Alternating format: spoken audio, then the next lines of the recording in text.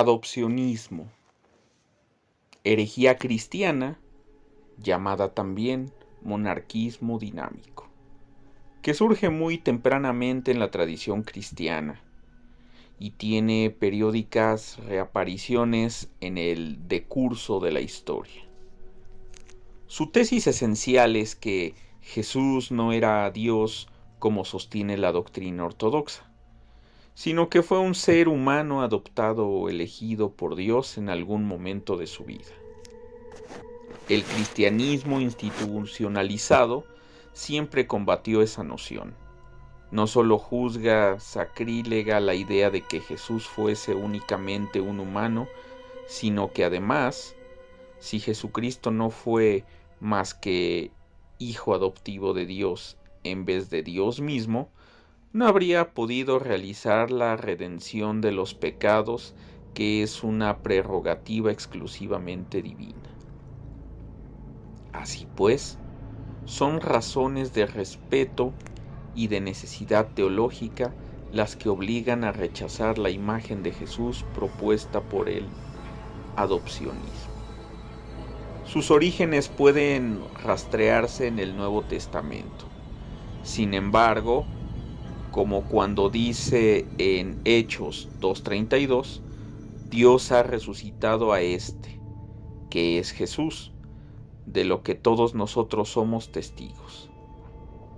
Pasaje que algunos interpretan como que Jesús en su vida interior, antes de ser resucitado por Dios, pudo ser solo un humano, el pastor de Hermas. Texto del siglo II muy popular entre los cristianos de la época.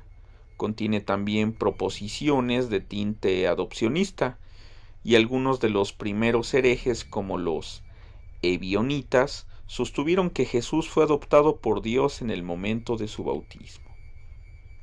La aparición oficial de la herejía se registra en Roma el 190 después de Cristo, como reacción de uno que se consideraba fiel a la doctrina, Teodoto el Curtidor, frente a ciertas proposiciones acerca de Cristo que enseñaba el gnosticismo.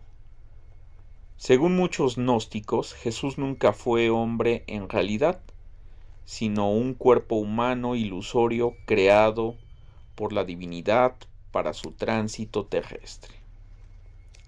Queriendo subrayar la naturaleza humana de Cristo, proclamó Teodoto que Jesús fue un hombre adoptado por Dios, lo cual le valió la excomunión por parte de Víctor I, obispo de Roma.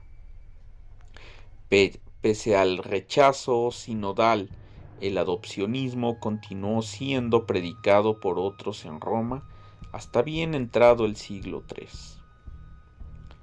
En el ínterin, Pablo de Samosata, obispo de Antioquía, la actual Antaquía de Turquía, ideó una versión más refinada del adopcionismo y logró identificarla pese a la hostilidad de la ortodoxia local. Gracias a la protección de la renegada reina Zenobia de Palmira y hasta la reconquista de Antioquía por los romanos en 272, enseñó que Jesús no era hijo unigénito de Dios, sino hijo adoptado, y esta idea fue mantenida por sus seguidores, los paulanitas. A comienzos del siglo IV, y habiéndose convertido Armenia, el paulatismo penetró en dicho reino y se mantuvo allí esa versión del adopcionismo durante varios siglos. Otra forma no relacionada con las antiguas herejías adopcionistas y paulatinista fue la que apareció en España hacia finales del siglo VIII, hallándose casi todo el territorio en poder de los musulmanes. Algunas comunidades cristianas quedaron bastante aisladas de la corriente europea principal.